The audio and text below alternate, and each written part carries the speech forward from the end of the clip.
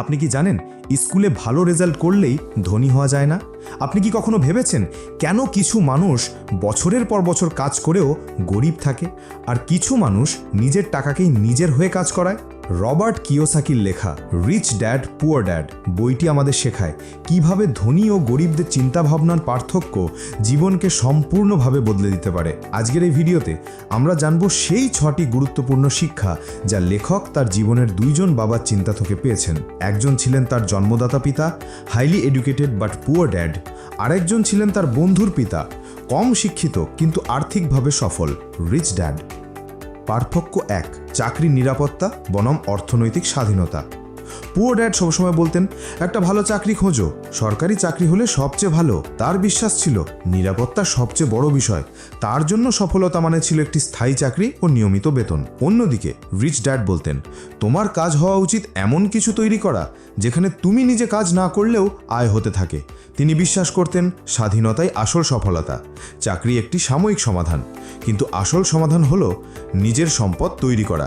এই পার্থক্যের কারণেই গরিবরা সারা জীবন চাকরি করেও আর্থিক স্বাধীনতা পায় না, আর ধনীরা নিজের ইনকাম সোর্স তৈরি করে নেয়।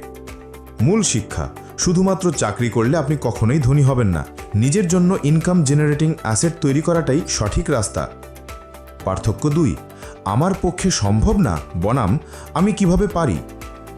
পুয়ার ড্যাড সবসময় বলতেন, আমার পক্ষে এটা কেনা সম্ভব না। এই কথাটি তাকে একটি সমস্যা থেকে সরিয়ে দিত। সে নিজের চিন্তা বন্ধ করে দিত। সে কখনো নতুন সমাধানের চিন্তা করত না। রিচ ড্যাড সবসময় বলতেন, আমি কিভাবে এটা অর্জন করতে পারি। তিনি নিজের মস্তিষ্ককে চ্যালেঞ্জ করতেন, নতুন উপায় খুঁজে বের করতেন এবং সমাধান নিয়ে ভাবতেন। মূল শিক্ষা: আমাদের ব্যবহৃত শব্দ এবং চিন্তা আমাদের সম্ভাবনার দৃষ্টিভঙ্গি নির্ধারণ করে।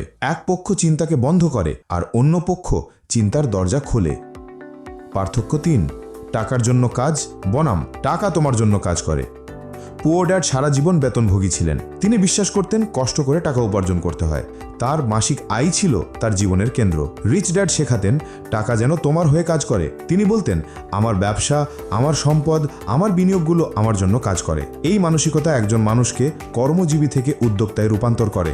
মূল শিক্ষা: টাকা উপার্জন করার পরিবর্তে এমন ব্যবস্থা তৈরি করো যেখানে টাকা তোমার জন্য কাজ করবে। এটা করতে হলে প্যাসিভ ইনকাম তৈরি করতে হবে। পার্থক্য 4, শিক্ষার ধরন।